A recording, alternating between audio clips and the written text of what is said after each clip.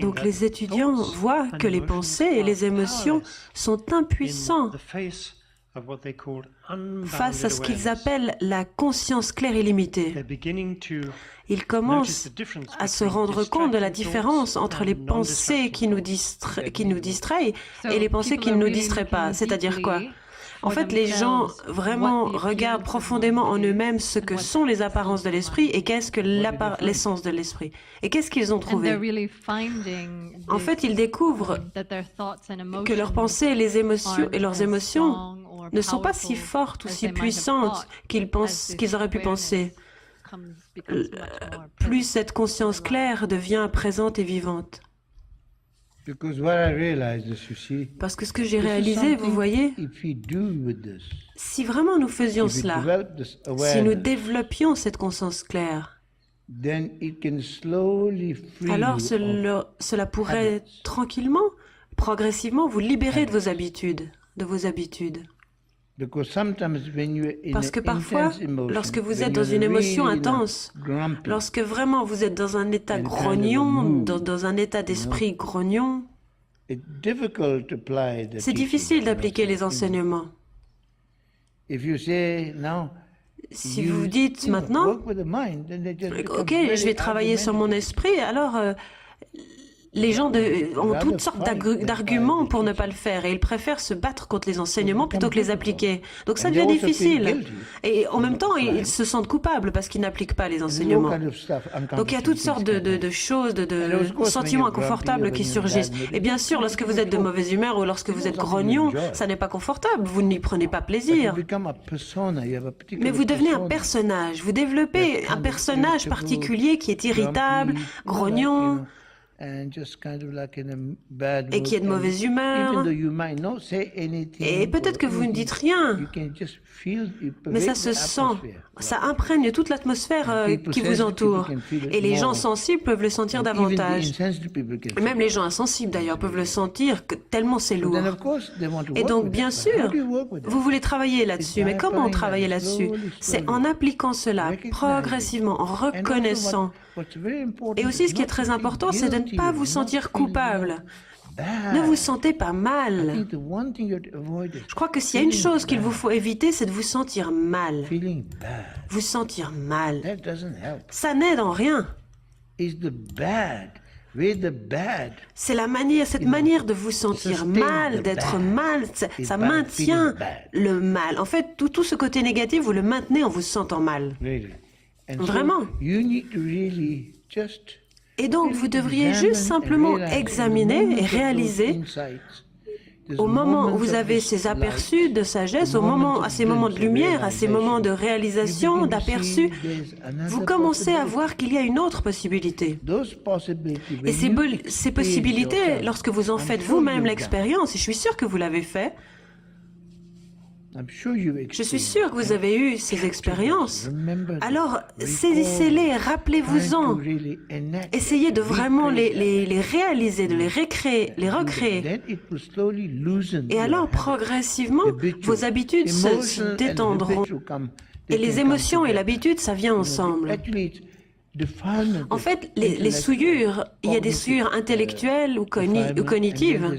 Et il y a aussi les souillures émotionnelles. Donc les souillures cognitives, les souillures karmiques et les souillures habituelles. Et en fait, ce qui se passe, c'est que si vous commencez à appliquer la sagesse des enseignements progressivement, alors cela éradique l'ignorance cognitive ou les souillures cognitives. Et ça s'applique ensuite aux émotions qui se desserrent. Et ça va faire décroître ou purifier votre karma. Et alors, ce que vous réalisez vraiment, c'est que les habitudes que vous avez développées, c'est celles qui transportent tout. Les habitudes, c'est celles qui transportent. C'est celles qui portent tout. Les habitudes, c'est ceux qui transportent le tout. C'est presque comme si les souillures émotionnelles, intellectuelles et karmiques, elles étaient toutes transportées par les habitudes. Ça, c'est ma manière directe de voir. Et donc, vous devez travailler sur vos habitudes, vraiment, et changer votre comportement, votre personnage, d'une certaine manière. Bien sûr, vous avez de très bons traits de personnalité, vous êtes très dynamique, et vous avez de l'humour, donc ça, vous n'avez pas besoin de le changer. Mais il y a les côtés négatifs de vos habitudes qui font que vous êtes l'opposé de cela. De même que nous pratiquons l'amour comme antidote à la colère, et la joie et le fait de se réjouir comme antidote à l'envie et à la jalousie, si vous appliquez ces antidotes, alors progressivement vous pouvez surmonter. Parce qu'il n'y a rien que nous ne puissions surmonter. Donc ne dites pas « Oh, mais c'est comme ça que je suis. C'est à cause de mon conditionnement. » Si c'était le conditionnement, alors déconditionnez-le. Vous n'êtes pas né comme ça. Ça n'est pas inné. Il y a deux types d'ignorance. Ce qu'on appelle l'ignorance coémergente, qui va avec la sagesse coémergente, qui est l'ignorance avec laquelle vous êtes né. Et ça, c'est ce qui éradique ce que la sagesse éradique, en particulier lorsque vous réalisez la nature de l'esprit. Alors, c'est ceux qui surmontent ce type d'ignorance. Alors que l'ignorance conditionnée, ça vient des habitudes.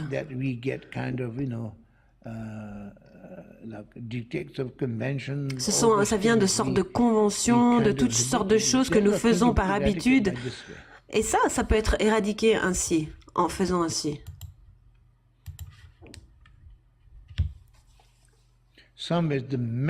D'une certaine manière, les enseignements sur la méthode, sur les moyens habiles, permettent de surmonter le conditionnement. Et la sagesse permet de surmonter l'ignorance inhérente. Donc les deux ignorances sont surmontées. Bien sûr, c'est une chose de réaliser la nature ultime ou d'avoir un aperçu de la nature de votre esprit, parce que vous avez la nature de Bouddha, vraiment. Donc nous pouvons en faire l'expérience, nous pouvons la réaliser, et ça, vous devriez le reconnaître et vraiment vous l'approprier, parce que parfois nous sommes trop timides. Et nous n'osons pas dire que vraiment nous avons la nature de Bouddha. Et nous ne le croyons même pas que nous avons cette nature de Bouddha. On pense qu'on est trop mauvais pour même penser qu'on pourrait l'avoir. Et on n'arrive pas à croire que nous sommes Bouddha. Mais si vous reconnaissez la nature de l'esprit, qui revient en fait à reconnaître votre nature de Bouddha inhérente, parce que l'esprit de la nature de Bouddha, qui sommes-nous? Si nous ne sommes pas le soi égotique, alors qui sommes-nous? Et nous sommes les Bouddhas. C'est ça la nature de Bouddha. Et l'esprit de la nature de Bouddha, c'est notre Rigpa. Vous comprenez? C'est Rigpa. Donc reconnaissez cela, acceptez cela, que nous avons cela.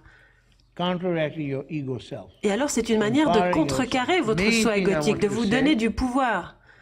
En fait, ce que j'essaie surtout de vous dire, le principal, c'est que les habitudes sont ce qui transporte le karma. Ce sont lorsque nous mourons, ça c'est important maintenant, lorsque vous mourrez au moment de la mort, lorsqu'il la dissolution a lieu, non seulement votre corps meurt, mais votre esprit, avec toutes ses pensées, ses émotions négatives, les 80 états négatifs, tout cela meurt momentanément. Et lorsque la luminosité fondamentale s'élève, si vous avez reconnu, si vous avez été introduit à la nature de votre esprit par votre maître, et que vous avez reconnu cette nature de claire-lumière de votre esprit, et que vous l'avez maintenue par votre pratique tout au long de votre vie, alors la reconnaissance reconnaîtra. C'est comme la rencontre d'un vieil ami ou un enfant qui court dans les bras de sa mère. Et alors la libération a lieu. Mais si vous n'avez pas été libéré, alors vous continuez. Et qu'est-ce qui se passe alors? Ce sont les habitudes là, le karma qui continue, qui se perpétue. Donc fondamentalement, ce que ça veut dire, c'est qu'il faut en finir avec vos habitudes dans cette vie, si vous voulez aller au paradis. Pour le dire de manière très très simple, vous devez lâcher toutes vos histoires,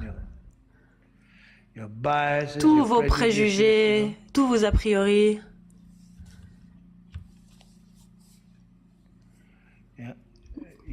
Oui, vraiment. Ou au moins les gros, les plus gros. Les petits, comme bon, vous aimez bien le café, vous aimez pas le thé, tout ça, bon, ça, vous inquiétez pas trop à ce sujet. Là, ça n'aura pas tellement d'importance. Mais par contre, les grosses choses, les grosses habitudes, votre jalousie et toutes ces choses. Parce que qu'est-ce qui va se passer dans les expériences du bardo? Tout cela va être accru, intensifié. Et cela va vous hanter. Et ces habitudes vont revenir. Et elles vont vous pourchasser. Donc maintenant, vous pouvez lire le Bardo Todol. Regardez et voyez. Et vous verrez combien ce sont les habitudes qui se manifestent à ce moment-là, dans les bardos, dans les expériences du bardo. C'est important.